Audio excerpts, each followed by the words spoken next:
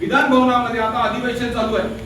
या चालू अधिवेशनाच्या काळामध्ये कुठल्या तरी माध्यमातून, मग ते लक्षवेधी असो किंवा ज्या पद्धतीने शक्य असेल त्या पद्धतीने महाराष्ट्राच्या या विधान भवनामध्ये याच्यावरती तातडीने चौकशी व्हायची गरज आहे.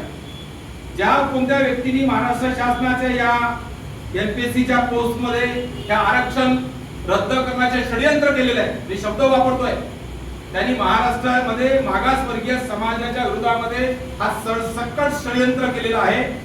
हा षडयंत्र जर हाणून पाडला नाही तर भविष्यामध्ये याचे धोके जे आहेत ते महाराष्ट्रामध्ये जेवढे प्राचार्याचे पद याच्यानंतर वेगवेगळ्या महाविद्यालयामध्ये पब्लिश होतील त्या सगळ्या महाविद्यालयांना हाच आधार लावला जाईल. आणि हा जर आधार एकदा इथे महाराष्ट्राला एमपीएससी ला आपण पास करू दिला किंवा लागू दिला तर महाराष्ट्रामध्ये कोणतेही महाविद्यालयाचे प्राचार्याचे पद हे आरक्षित समाजातून भरले जाणार नाही, ते खुल्या प्रवर्गात जातील. आणि भविष्यात मागासवर्गीयाच्या आरक्षणाचा क्लेम जो आहे तो कायमचा इथे संपवायचं हे कट कारस्थान जे आहे हे एमपीएससीच्या माध्यमातून या ठिकाणी होत आहे, याला थांबवायची गरज आहे. लक्षात घ्या तुम्ही की महाराष्ट्र शासनाच्या शासकीय महाविद्यालयाचे जे पद जेव्हा ऍडव्हर्टाइज होतात तेव्हा ते एकत्रित ऍडव्हर्टाइज होतात. एखाद्या महाविद्यालयाचा सिंगल पोस्ट ऍडव्हर्टाइज होत नाही किंवा कॉलेज निहाय त्याची ऍडव्हर्टाइजमेंट येत नाही, हे लक्षात घ्या. जेव्हा जर पद हे सगळे आहेत हे कॉलेज निहाय जर ऍडव्हर्टाइज होत नाही, क्लब मध्ये महाराष्ट्र स्तरावरती एकत्रित हे जर पब्लिश होतात तर हे सिंगल आयसोलेटेड कसे होऊ शकतील? अशक्यच आहे. म्हणजे कायद्याचा सरळ सरळ इथे चुरळा केलेला आहे, कायद्याची अवहेलना केलेली आहे, सर्वोच्च न्यायालयाच्या आदेशाचा अवमान केलेला आहे किंवा संविधानिक ज्या तरतुदी सिंगल आयसोलेटेडच्या पोस्टच्या बाबतीमध्ये दिल्या आहेत त्याचा अवमान केलेला आहे, मागासवर्गीयाच्या मूलभूत अधिकाराचा अवमान केलेला आहे. आणि अशा स्थितीमध्ये आम्ही शिक्षक संघटना म्हणून महाराष्ट्र शासनाच्या भूमिकेला कधीही आम्ही सन्मान करणार नाही. आम्ही या प्रेस कॉन्फरन्सच्या माध्यमातून या राज्याच्या मुख्यमंत्री सन्माननीय देवेंद्रजी यांना विनंती करतोय की तुम्ही मागासवर्गीयाचे काय म्हणता येईल त्याला नेत्या म्हणून या महाराष्ट्रामध्ये काम करताय. आणि अशा स्थितीमध्ये तुमच्या देखत जर मागासवर्गीय समाजाच्या लोकांवर अन्याय होत असेल तर मग मुख्यमंत्री राहण्याचा नैतिक अधिकार माननीय देवेंद्रजी यांना नाहीये. याशिवाय या सभागृहामध्ये विधान भवनामध्ये निवडून गेलेले जेवढे पदाधिकारी आहेत, जेवढे आमदार आहेत किंवा संसदेत निवडून गेलेले आमचे खासदार आहेत, हे ज्या प्रवर्गातून निवडून गेलेले आहेत, जर त्या प्रवर्गातील लोकांच्या हिताचं रक्षण त्या सभागृहाच्या माध्यमातून जर होऊ शकत नसेल तर मला वाटतं की या सगळ्या आमदारांना आणि या खासदारांना, या सन्माननीय आमदार आणि खासदार साहेबांना त्यांच्या पदावर राहायचा कोणताही नैतिक अधिकार नाही.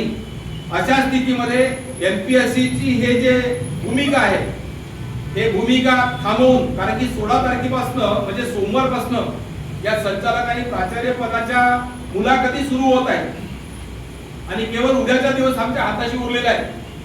आम्हाला न्यायालयात जायला वेळ प्राप्त मिळालेला नाही आणि त्यामुळे लोक प्रतिनिधीच्या माध्यमातून हे जे षडयंत्र आहे हे थांबवलं जावं यासाठी मी या प्रेस कॉन्फरन्सच्या माध्यमातून आणि आपल्या सगळ्यांच्या माध्यमातून या महाराष्ट्राला आव्हान करतोय, या विधान भवनामध्ये निवडून गेलेल्या आणि संसदेत निवडून गेलेल्या आमच्या लोकप्रतिनिधींना आव्हान करतोय की रस्त्यावरती या. जर या माध्यमातून एकदा हे आरक्षण जर थांबवलं त्यांनी, हे षडयंत्र ज्या व्यक्तीने केलेलं आहे तो जर यशस्वी झाला तर भविष्यामध्ये हे षडयंत्र मागासवर्गीयांच्या सगळ्या पदांना लागू होईल. आणि गेल्या काही वर्षामध्ये आपण पाहतोय की सातत्याने आरक्षण विरोधी धोरणांचं जे सुळसुळाट चालू आहे. काही संस्थांना अल्पसंख्याक घोषित करून त्या ठिकाणी आरक्षण रद्द करून टाकलं.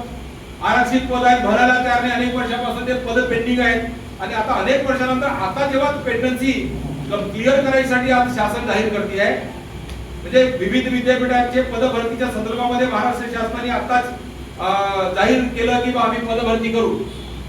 हे पद भरती अनेक वर्षानंतर जी खोडंबली होती ती आता होणार असेल. त्या काळामध्ये जर मागासवर्गीयांचे अधिकार डावलले गेले तर उद्या एकदा पद भरती झाली तर त्या पदावर गेलेल्या लोकांना सहजासहजी काढता येणार नाही आणि मागासवर्गीय समाजाचा जो क्लेम आहे तो कायमचा संपवला जाईल. हे षडयंत्र आम्ही सहन करणार नाही.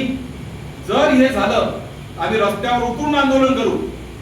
आमच्या आपल्या सगळ्या समाजाच्या हितासाठी लोकप्रतिनिधी जे आमच्या सोबत येतील ते आमच्या सोबत आहेत. मी सत्ता पक्षातील लोकप्रतिनिधी असेल, आमदार असतील, खासदार असतील, मी त्यांना विनंती करतो, तुम्ही सत्ता पक्षात आहात परंतु या तुम्ही मागासवर्गीय समाजाचे प्रतिनिधी म्हणून तिथून निवडून गेलेले आहात. या स्थितीमध्ये तुमच्या समाजाचं हित प्रोटेक्ट करणं हे तुमचं पहिलं नैतिक कर्तव्य आहे. सत्ता ही येईल आणि जाईल, पण ज्या डॉक्टर बाबासाहेब आंबेडकरांच्या पुण्याईमुळे, त्याच्या संविधानिक क्रांतीमुळे आम्हाला हे पद लाभलेलं आहे, पद मिळालेलं आहे. हे पद भविष्यात तुम्हाला कायम ठेवायचं असेल, तुमच्या समाजाचं रक्षण करणं हे तुमचं आता नैतिक कर्तव्य आहे. या संदर्भामध्ये मी तुम्हाला या ठिकाणी निवेदन देतोय. या प्रेस कॉन्फरन्सच्या माध्यमातून मी जी मागणी या ठिकाणी आहे, मी या ठिकाणी आपल्या माध्यमातून या समाजापर्यंत पोहोचावी अशी मी विनंती करतो. त्यात माझी पहिली मागणी आहे की एमपीएससी द्वारे आरक्षण विरोधी धोरणाची अंमलबजावणी थांबवून नोकरीतील SC, ST, OBC, NT, SBC आणि तसेच सर्व मागासवर्गीय समाजाचे रक्षण करायला शासनाने तात्काळ मुलाखतींना स्थगिती द्यावी असे आम्ही आवाहन करत आहोत. दुसरी आमची मागणी आहे, लोकप्रतिनिधी माननीय आमदार, माननीय खासदार यांनी विधान भवनाच्या संसदेच्या माध्यमातून संसदेच्या एमपीएससी द्वारे झालेल्या घेतलेल्या संविधान विरोधी भूमिकेत तत्काळ बदल करण्यासाठी भूमिका घ्यावे. सभागृहात प्रश्न उपस्थित करून मागासवर्गीय समाजाला न्याय मिळवून देण्यासाठी त्यांना आम्ही आवाहन करत आहोत. तिसरी आमची मागणी आहे की 26 ऑक्टोबर 2023 रोजी दिलेल्या जाहिरातीप्रमाणे आरक्षण कायम ठेवून शासकीय महाविद्यालयातील प्राचार्य संचालक पदाच्या मुलाखती घेण्यात याव्या. चौथा आव्हान आहे की वरील प्रमाणे जे काही शुद्धीपत्रक त्यांनी हे काढलेलं आहे 1 वर्षानंतर, हे शुद्धीपत्रक त्यांनी तात्काळ रद्द करावं. हे असंविधानिक आहे, हे तात्काळ रद्द करावं. आणि ज्या व्यक्तीने या चुकीचा न्यायालयीन अर्थ लावून ह्या जो व्यक्ती ज्यांनी हे सगळं षडयंत्र केलं त्या व्यक्तीवरती गुन्हा दाखल करून अॅट्रॉसिटीचा त्याच्यावरती गंभीर कारवाईची आम्ही मागणी या ठिकाणी करीत आहोत. आणि यापुढे भविष्यामध्ये मागासवर्गीय समाजावर असा आघात होणार नाही यासाठी जी आवश्यक उपाययोजना आहेत त्या शासनाने कराव्यात हे मी या ठिकाणी विशेष करून मागणी या ठिकाणी करत आहोत. शासनाने याच्यावरती जर भूमिका नाही घेतली तर येत्या 8 दिवसामध्ये आम्ही रस्त्यावर उतरून हे आंदोलन करू. सत्ता पक्षाचे आमदार असोत नाहीतर खासदार असोत त्यांना आम्ही कार्यनीत दाखवून आम्ही त्याचा निषेध करू आणि त्यांना काम करू देणार नाही. मी हे आपल्या वतीने या ठिकाणी समाजासमोर न्यावं असे आवाहन करतोय. धन्यवाद. कोणाचे काही प्रश्न तुम्हाला काही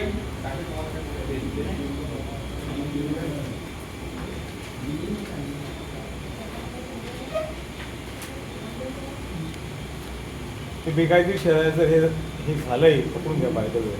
तुमच्या मुलाखती झाल्या आणि मग नंतर तुम्ही न्यायालयात गेला आणि त्यानुसार न्यायालयाने निर्णय दिला, मग त्यानुसार पदभरती करता येते ना. सध्या तरी त्यांनी त्याला स्थगिती द्यावी अशी आमची मागणी. आम्ही हे निवेदन मुख्यमंत्र्यांना आणि जे जे शक्य आहे त्या लोकांपर्यंत आम्ही काल जे आहे ते पोस्ट केलेलं आहे. परंतु तरीही जनप्रतिनिधीच्या माध्यमातून याच्यावरती हालचाल व्हावी. हो,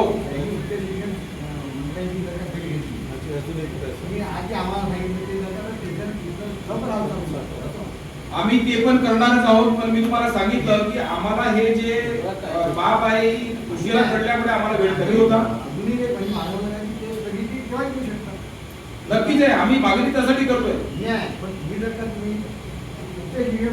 भेटले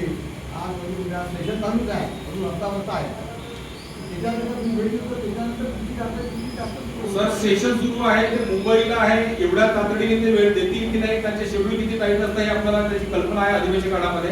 त्याच्यामुळे आम्हाला शंका आहे, तरी पण आम्ही ते करणार. तुम्ही जे म्हणताय ते करतोच आहे आम्ही ते सोडणार नाहीच आहे. आम्ही आमच्याकडून आम्ही प्रयत्न करतो आहे की ही आमची मागणी आहे इथपर्यंत तत्काळ जी आहे ती पोहोचवण्यात यावी.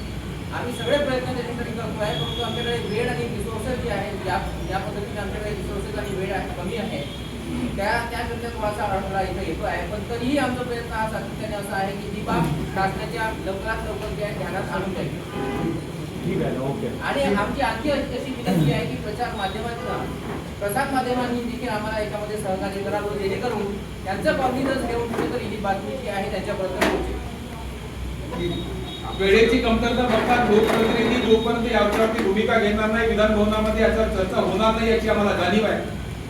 आज उद्या रविवार असल्यामुळे मला असं वाटतं की त्या निमित्ताने जे आम्हाला इथे भेटू शकतील, इव्हन मुख्यमंत्र्यांचं शेड्यूल आहे असं आम्हाला कळलंय. जर आम्हाला ते शक्य होत असेल तर आम्ही मुख्यमंत्र्यांना सुद्धा उद्या भेटण्याची आमची तयारी आहे. पण आम्ही तुमच्या माध्यमातून विनंती करतो की लोकप्रतिनिधी जे आहेत त्यांनी ही बाब गंभीरपणे घ्यावी आणि विधान भवनामध्ये आता तातडीने याच्यावर चर्चा केल्याशिवाय हे षडयंत्र थांबवता येत नाही हे आपण वास्तव लक्षात घेतलं पाहिजे. म्हणून आम्ही पत्रकार परिषद घ्यायच्या भूमिका घेतलेली आहे. बाकी आम्ही न्यायालयीन लढाई लढणार जाऊ, सोडणार नाही जाऊ. ठीक आहे ना. धन्यवाद.